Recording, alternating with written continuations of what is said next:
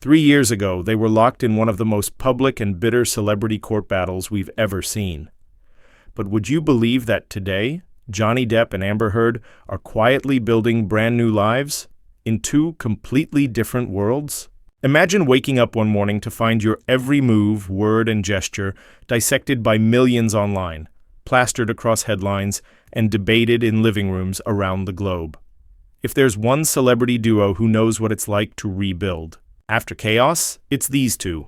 In this video, we're diving deep into how Johnny Depp and Amber Heard are moving on, emotionally, professionally, even spiritually, 3 years after the courtroom drama that had the entire world watching. From European castles to Spanish seclusion, from career comebacks to motherhood resets, their lives have taken some unexpected turns. And trust me, there's a twist you won't see coming.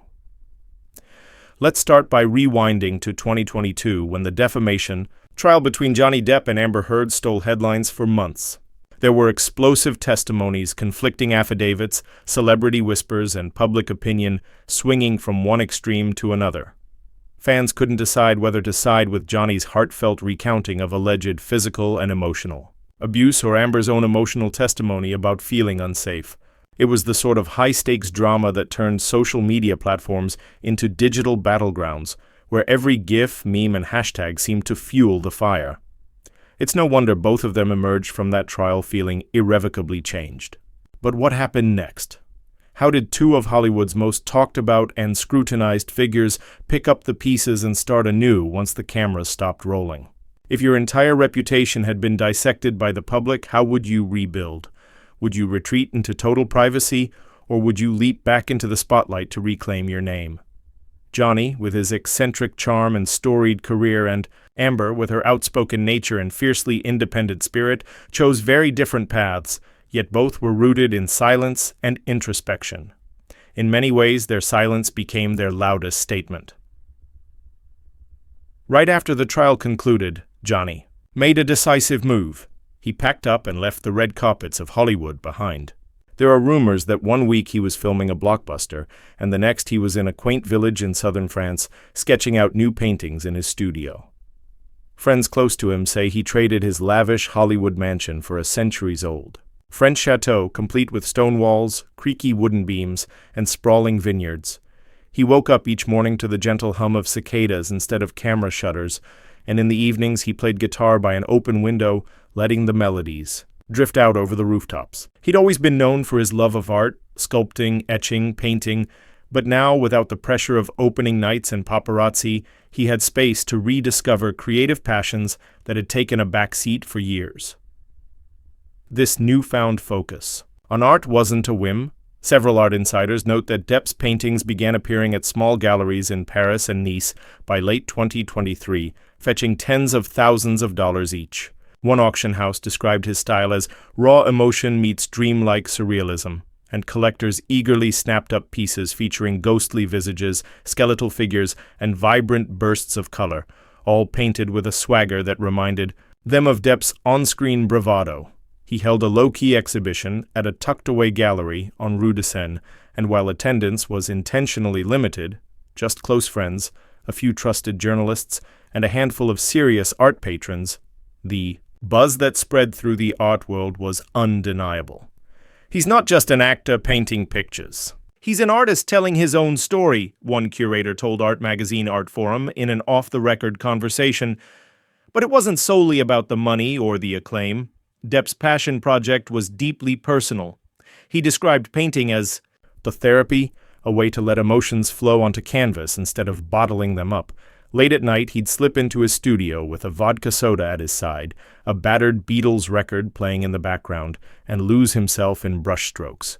He once confided to a close friend that, for the first time in years, he felt truly free. No scripts to memorize, no makeup to sit through, no legal filings to worry about. Just him, his brushes, and the raw, unfiltered landscapes of his mind.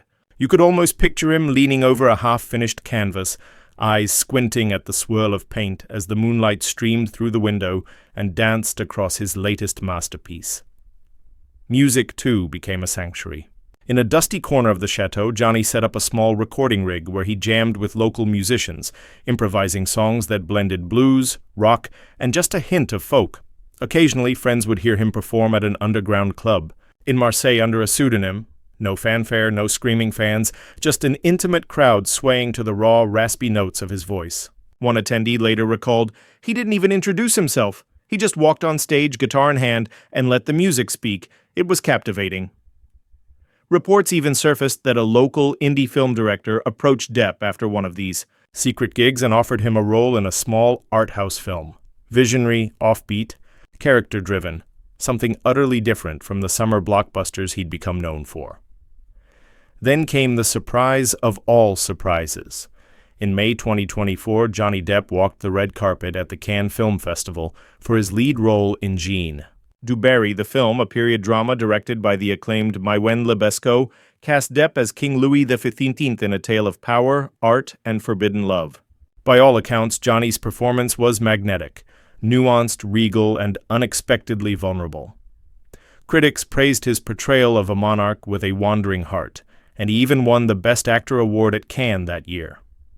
Watching him receive that trophy surrounded by flashing cameras and adoring fans, it was hard to reconcile this poised, triumphant figure with the man we remember yelling, "Long live the King!" back on Pirates of the Caribbean sets. It seemed a masterstroke of timing. Choosing a historical costume drama for his comeback allowed him to harness nostalgia for his acting prowess, while simultaneously reinventing himself as a serious thespian worthy of awards. And the media loved it. One headline read, "Johnny Depp, from defamation to defiance. He's back, and he's unstoppable." And another quipped, "Captain Jack Sparrow trades his compass for a crown." There was a sense that Depp had rebranded himself as a refined actor and artist capable of carrying weighty roles without the baggage of tabloid antics. Despite all this success, Johnny's life in Europe remained remarkably grounded.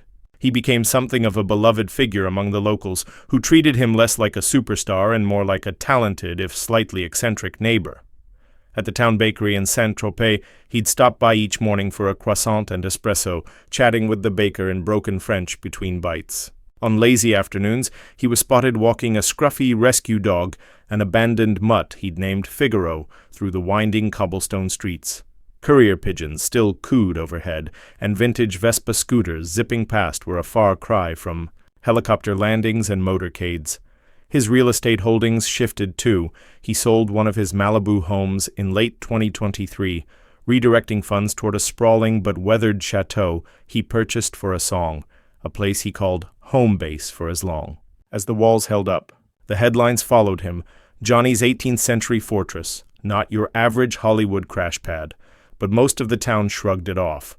To them he was simply Monsieur Depp, a friendly face at the cafe. By contrast, Amber Heard took a quieter, more secluded route. Within weeks of the verdict being read, she made arrangements to move to a serene coastal town in Mallorca, Spain. Imagine Instagram minutes of azure waters lapping at limestone shores, whitewashed cottages scattered among olive groves, and winding lanes where cats dart in and out of alleyways chasing afternoon sunshine. That was her new backdrop. Locals say Heard signed a lease on a modest villa painted in pastel hues, nothing like the glitzy Los Angeles homes she once occupied. She chose Mallorca not because of its celebrity clientele, but because of its anonymity and slow pace of life. Raising her daughter, Una, became her top priority. Only 4 years old at the time, Una had spent her toddler years amidst swirling rumors, tabloid talk shows, and paparazzi shudders. Amber knew the only way to shield her daughter was to disappear from the public eye, so they rented a small villa overlooking the Mediterranean, with a simple garden where Una could play barefoot in the grass. Morning routines started with pancakes dusted in powdered sugar gathered from the local market, and afternoons were spent trawling the beaches for seashells or letting local fishermen teach Una how to spot schools of sardines off the shore. Amber's social media feeds shifted focus too. No longer boasting designer dresses or glamorous premieres, she began posting quiet snapshots of life, basketball games at the local youth court, sunny afternoons painting in the backyard, and occasional poetry readings during virtual charity events. In a rare interview with a Spanish lifestyle magazine, she revealed that Mallorca's slower rhythm helped her breathe again, without feeling watched. As for her career, Amber's next steps were calculated and careful. She knew there was still skepticism about her brand. Some fans remained loyal, while others seemed content to remind her of past headlines, instead of rushing back to big studio blockbusters. Amber chose to work on a smaller, international film shot in Italy, directed by an up-and-coming indie filmmaker who had no interest in celebrity gossip. Filming took place in Tuscany, and insiders reported that she arrived on set days before shooting as a way to acclimate and distance herself from prying lenses. Cast and crew described her as focused, warm, and even a bit shy, hardly the combative persona the tabloids had once depicted. A local industry source told Variety that Amber had insisted on minimal security, preferring anonymity over red carpet extravagance. The result? A deeply human performance in a quiet art house drama exploring themes of forgiveness and redemption. Early festival buzz in late 2024 noted that Amber's portrayal transcends any notion of career sabotage, and some critics even suggested it could mark a turning point in her professional narrative. But it hasn't been all smooth sailing for Amber. Radio silence isn't a magic wand that erases the past, and scavenging for normalcy came with challenges. Finding reliable childcare proved trickier than she anticipated.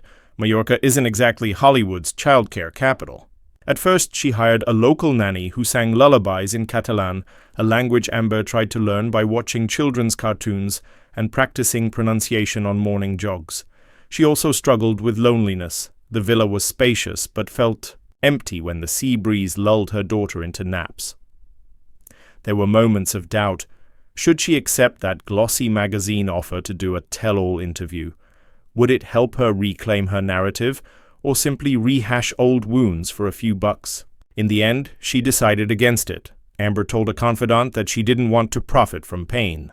Instead, she channeled her energy into advocacy work, quietly donating to local women's shelters and speaking at virtual events about domestic violence and supporting survivors, causes that mattered to her before the trial and mattered even more now, having endured public shaming herself.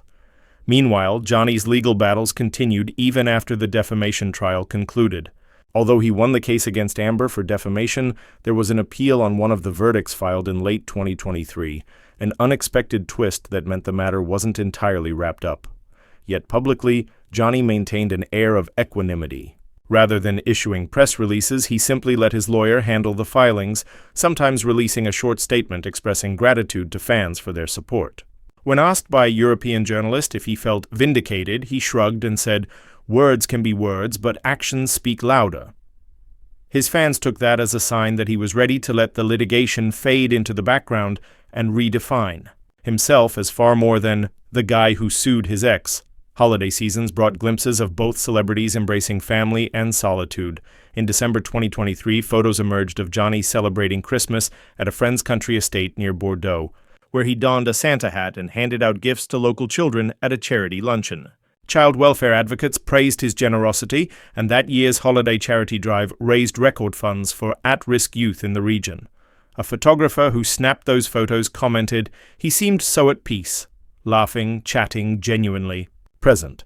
No ego, just kindness." Contrast that with the holiday season Amber spent in a secluded chalet in the Sierra de Tramontana mountains on Mallorca, where she decorated a small artificial Christmas tree with una, baking traditional ensamadas, Mallorcan pastries, and volunteering at a community center that served hot meals to the homeless. She posted close-up shots of her daughter's tiny hands shaping cookie dough and a wristwatch with the words "resilience" engraved. Amber's own reminder to keep moving forward.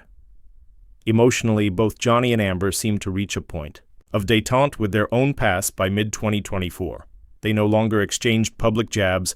There were no more passive-aggressive social media posts. Instead, they each entered a period of introspection and self-care.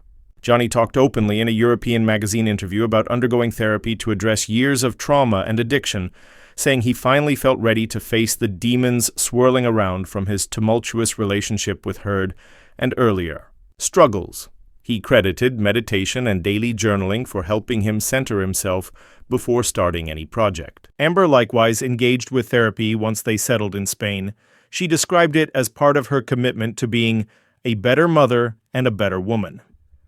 Though she never divulged the specifics, Those close to her say she focused on mindfulness and techniques and worked with a therapist specializing in postpartum depression, particularly important given the emotional toll of her legal battle. In an Instagram live session that surprised fans, Amber casually discussed the importance of mental health, reminding viewers, therapy isn't only for when you hit rock bottom, it's for growth, healing, and rewriting your story. Now, let's talk about their respective fan reactions. Johnny's supporters essentially rallied around him, framing his move to Europe and his art resurgence as evidence of his resilience. Fan clubs in Paris threw small gallery events to showcase his paintings, selling out tickets within hours.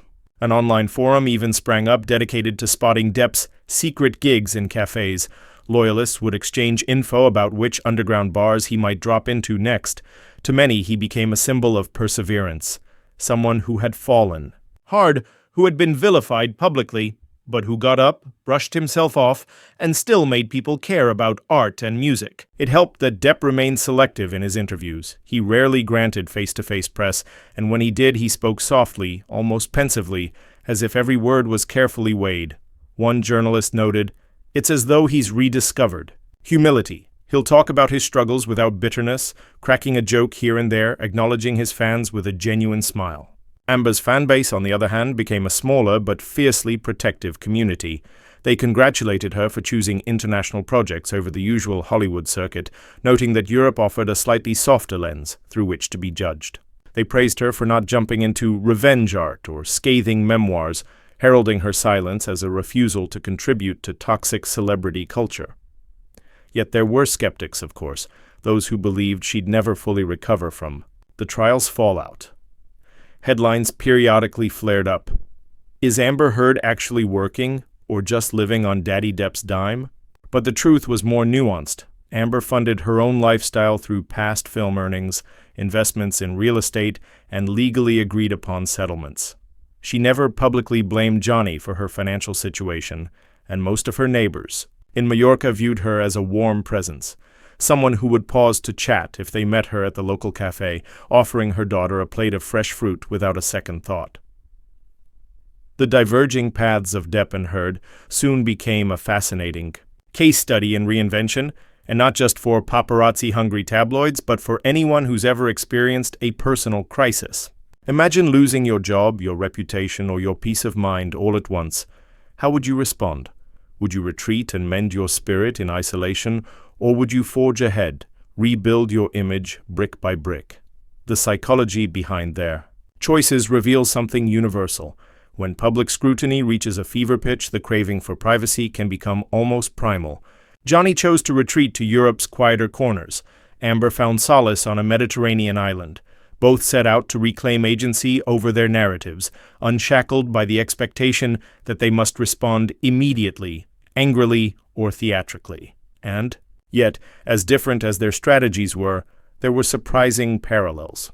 Both leaned heavily into creative pursuits, Johnny with his art and impromptu music sessions, Amber diving into Italian cinema and poetry readings. Both took on philanthropic work, Johnny with youth charities in France, Amber with shelters and women's advocacy in Spain.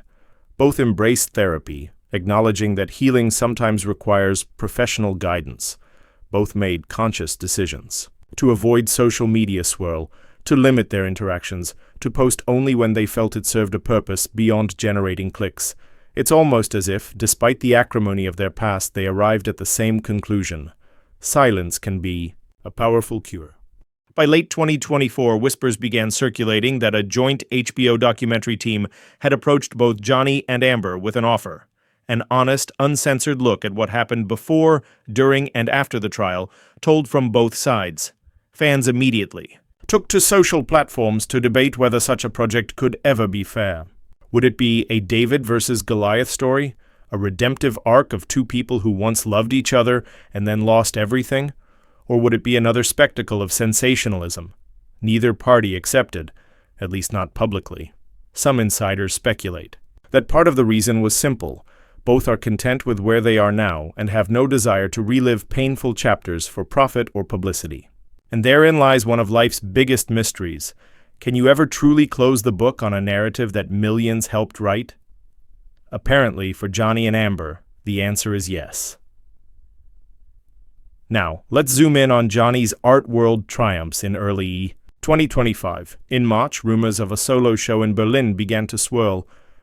Depp visions beyond the screen, held in a converted warehouse space near the Spree River. Visuals leaked online, large canvases of ghostly figures, portraits that flitted between beauty and horror, abstract works that looked like shattered fragments of a dream. According to one attending art critic from The Guardian, the collection was unsettling yet profoundly human, like a confession. On canvas, the exhibition ran for 2 weeks and nearly all pieces sold. Prices ranged from $20,000 to $150,000, with a single triptych fetching a record $250,000. Proceeds partially went to charities supporting artists struggling with mental health issues. In a rare, very brief speech at the opening, Depp simply said, "I paint what I feel. Sometimes it's ugly, sometimes it's glorious. Thank you for seeing me." No interviews, no long statements, just a nod, a moment of vulnerability, and then he disappeared behind the heavy velvet curtain of privacy he's built around himself. By contrast, Amber's film work took on a quieter, more introspective quality. In January 2025, she wrapped shooting on a psychological thriller in Rome called Echoes of Silence. Directed by an Italian auteur known for transforming trauma into beautiful, haunting cinema, the film follows a young mother haunted by her past. Trying to reconcile memories that may or may not be real, it stars a rising Italian actor making his American debut, and Heard agreed to a modest salary in exchange for complete creative freedom to develop her character. The production was deliberately under the radar, no big press junkets, no flashy international premieres. Instead, the producers arranged for private screenings at select European festivals where critics praised Heard's performance as raw, layered, and utterly compelling, a departure from the overly dramatic roles she'd played in past. Buzz on Rotten Tomatoes hovered around 90% positive, and early whispers suggested that a few Academy Award voters were paying attention, intrigued by her comeback arc. Of course, living overseas hasn't been without hiccups. For Johnny, the ongoing legal wranglings meant that every now and then, a U.S. court would summon him for paperwork or testimony. Rare, but enough to remind him that the trial's echoes still lingered. He'd fly back to Los Angeles for a day, sign documents in a courthouse surrounded by paparazzi squinting through telephoto lenses, and then jet off again to the French countryside before anyone could ask a question. One time, a tabloid tried to out him as being secretly desperate to return to Hollywood blockbusters, citing an alleged meeting with a Marvel executive. But Johnny's reps swiftly denied it, insisting he was solely focused on the Cannes follow-up film, an independent Western that leaned heavily into his love for unorthodox, gritty roles. The press took the denial and moved on, and the Western quietly went into production in California's Mojave Desert in early 2025, with Depp as a brooding outlaw searching for redemption. Industry insiders view it as yet another strategic pivot, embracing a genre that values authenticity over spectacle, and Amber has had her share of logistical puzzles too. Learning Spanish wasn't simply about ordering café con leche without butchering pronunciations. It was a necessity for enrolling Una in a bilingual school outside Palma.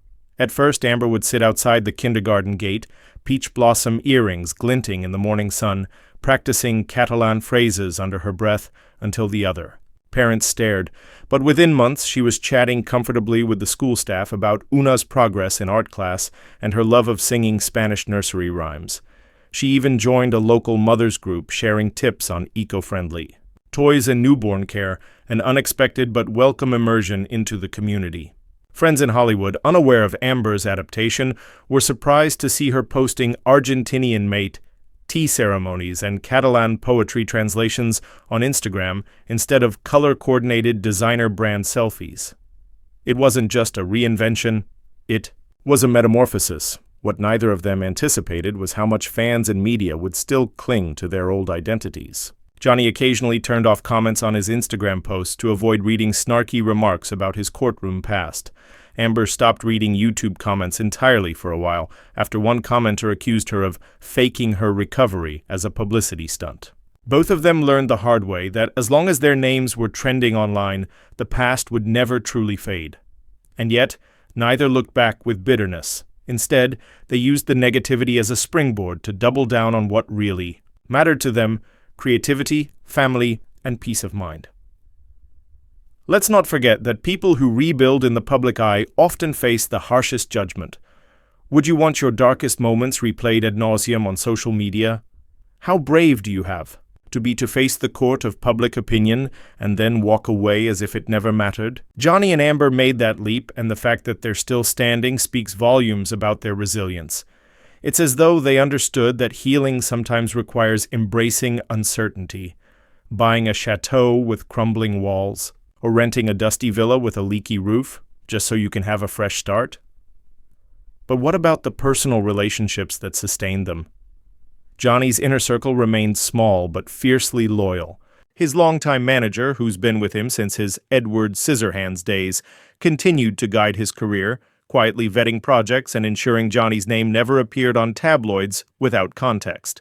His longtime friend and fellow musician, who prefers to stay anonymous, often jammed with him at midnight sessions, sharing secrets over whiskey shots and sketching ideas for new songs on napkins. Family ties also strengthened. Johnny's children, Lily Rose and Jack, would fly over to visit him in France during school breaks. Lily Rose, herself a rising actress and model, would bring Parisian pastries and catch up over long lunches, exchanging laughs and stories far away from studio backlots and brand deals. Jack, ever the skateboarder, would negotiate a makeshift skate ramp in the chateau's courtyard, dragging his father into impromptu father-son competitions. Those visits grounded Johnny, reminding him that no matter what happened in the courtroom, family was the anchor that kept him from drifting too far into his own head. Amber's emotional support network was equally small, but deeply committed. Her sister, Whitney Henriquez, flew to Mallorca for extended visits, helping Amber with Unag, offering shoulders to cry on, and reminding her of life before the headlines. They'd spend evenings cooking paella together in the villa's kitchen, dancing barefoot in the yard to Latin pop music while Una napped upstairs. Close friends from LA flew in occasionally, renting villas down the coastline so they could catch up over home-cooked meals and gaze out at the horizon, just talking about normal life stuff instead of legal filings and paparazzi flashbulbs. Therapy sessions, sometimes over Zoom, became a sanctuary where Amber could unpack years of bottled-up frustration. She referred to these sessions as my sanity check and always told friends that if she could help just one person feel less alone in their struggles, then speaking out was worth it. As spring turned into summer 2025, the public began to sense a different energy around both of them. For Johnny, it was evident in how he carried himself at international film festivals. No swagger, no smirk, just quiet confidence. Reporters who once pursued him for scandalous quotes now found him in deep conversation with other actors about technique or sharing insights into the art world. He launched a small publishing imprint to showcase emerging artists, something he quietly funded without fanfare, allowing painters, writers, and sculptors to reach a global audience. In interviews, he talked less about himself and more about lifting up the next generation, encouraging young creatives who felt overshadowed by the titans of their respective industries. Amber, too, pivoted from past controversies to future creativity. In April 2025, she quietly invested in a small production company based in Barcelona that focuses on female-driven stories. She spent weekends meeting with Spanish and Italian screenwriters, discussing scripts about women overcoming adversity, stories that felt close to her heart. One of the scripts centers around a single mother in rural Spain who starts a community fund for survivors of domestic abuse, a poignant echo of Amber's own advocacy. Though her involvement was behind the scenes, mentoring writers, reviewing drafts, and occasionally offering cameo roles, the mere fact that she was investing in storytelling signaled to fans and critics alike that her focus was squarely on empowerment, not on past disputes. Financially, both Johnny and Amber had to make tough decisions. Johnny sold or leased several of his LA properties to reduce overhead, funneling profits into the chateau's renovations and his art projects. He even auctioned off some of his vintage guitars, along with personal memorabilia from his early career, raising millions for various charities. That wasn't just a PR move, it was the act of someone determined to let go of old trinkets that might weigh him down emotionally. Amber, on the other hand, sold off a few real estate holdings in California, townhouses and condos, to finance the Italian film and to cover legal fees that still trickled in. When rumors circulated that she was stranded financially, her reps kindly but firmly refuted them, clarifying that Amber had diversified investments and enough savings to support herself and her daughter comfortably. By mid-2025, both Johnny and Amber had carved out spheres of influence that seemed worlds apart from the glare of Hollywood. Depp's circle of confidants in Europe included artists, filmmakers, and musicians, none of whom blinked twice at his past. They welcomed him as a collaborator, an inspired soul who merely happened to have a storied history. Heard's circle in Mallorca and Barcelona was composed of social workers, independent filmmakers, and local business owners. They knew her as an active community member, a mother advocating for children's education, a voice for women's rights, and someone who valued anonymity until trust was earned. Their approaches to social media became case studies in modern celebrity strategy. Johnny limited his posts to showcasing his artwork, sharing cryptic yet inspiring messages like, "Every brushstroke tells a story we dare not speak aloud," or, "Sometimes the quietest voice is the one that resonates the loudest." Fans delighted in deciphering his metaphors, often spending hours debating what he meant by the canvas of the heart. Amber's feeds, in contrast, highlighted her daughter's precocious artwork, behind-the-scenes stills from her indie projects and quotes from female authors she admired, Toni Morrison, Sylvia Plath, and Elena Ferrante. She once posted a short video of Una reading an excerpt from a children's book by folk singer and author Joan Baez, an unexpected intersection of activism and motherhood that received thousands of likes and a flood of supportive comments, all. The while, gossip columns and tabloids tried to manufacture drama, they speculated, was Johnny secretly longing for a reconciliation? Could Amber ever forgive? But neither side took the bait. Johnny refused to address rumors of a secret rendezvous in Paris, and Amber ignored posts about a surprise friend reunion at a Madrid cafe. Their silence often spoke more powerfully than any statement might have. It was a lesson in owning one's narrative by simply not engaging with the noise, yet despite their best efforts to stay disconnected, the courtroom saga still cast a long shadow. Whenever a new project wrapped, social media sleuths would scour IMDb to see if Amber's name had changed. Did she ditch her stage name? Was she planning a return under a pseudonym? When Depp sold a painting, fans would debate whether the price reflected the art's intrinsic value or the Depp brand attached to it. The truth lies somewhere in between. Both their names still carried weight, both a blessing and a curse, in an industry driven by celebrity. But slowly the focus shifted from, will this impact Johnny's bankability? To, wow, that painting is incredible. From, can Amber recover her career? To, that independent film sounds really compelling. I want to see it. Now, one might wonder, are they ever going to face each other in a public setting again? Rumors last year suggested a cameo in a charity event, Johnny playing guitar while Amber gave a speech on domestic violence prevention. Talk show hosts speculated endlessly, but the rumor never materialized. Instead, they each sponsored separate charity galas. Johnny donated artwork to a youth arts foundation in London, and Amber contributed to a European women's shelter fundraiser. It was as if the stars aligned to keep them orbiting parallel tracks, each shining in their own right but never intersecting. Amid all this transformation, here's a thought-provoking question. If you were given the chance to rewrite your life's narrative after a public fall from grace, what would your first steps be? Would you hide away until the storm passed, or would you dive headfirst into new creative ventures? Johnny and Amber's stories show that there's no single right answer, just a path that feels authentic. For Johnny, that meant packing his brushes and strumming his guitar under a different sky. For Amber, it meant packing her bags for a Mediterranean island and teaching her daughter about resilience through quiet example. Looking forward to 2026, both appear poised for further evolution.